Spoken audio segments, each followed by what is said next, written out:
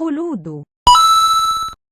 Let's talk about a little story I made up called The Parable of the Caged Tiger.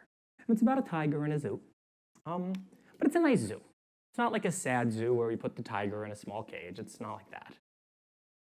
It's a nice zoo, and the tiger is in a beautiful, lush meadow with plenty of room to roam.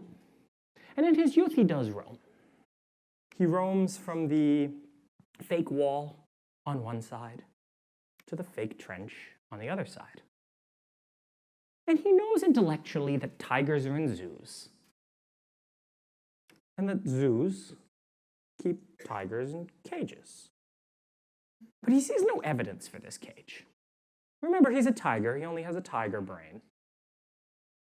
And when he walks around, he can't seem to think anything, can't seem to find any evidence. So he goes on and hunts as a tiger, has a nice tiger family.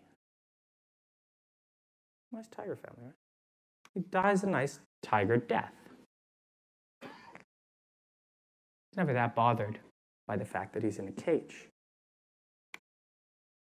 Now come to you. You're a human. Nice human life. Maybe you haven't been to space, but you've heard that humans have been there. You haven't been to the bottom of the ocean, but you heard James Cameron's been there. So you're pretty confident that you're not in a cage.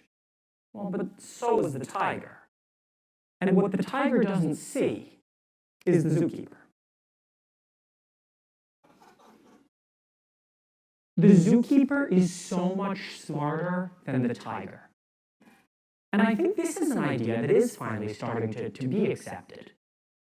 Like, if you think of yourself as an intelligent agent, even the dumbest humans are far smarter than the smartest monkeys. But it's easy to imagine things that are so much smarter than you. And they could build a cage that you couldn't recognize. Who's your zookeeper? This is impossible for you to conceive. Just as the tiger, you can't imagine something smarter than you. Or you can imagine it, but you can only imagine it in the vaguest terms. If you could imagine a chess player that was as good as Garry Kasparov, you could use your imagination to play chess as good as Garry Kasparov, right? Just ask your imagination what the imaginary version would do, and you have the right move. You can't imagine this zookeeper, but you can't rule it out. Speaking riddles you couldn't even understand.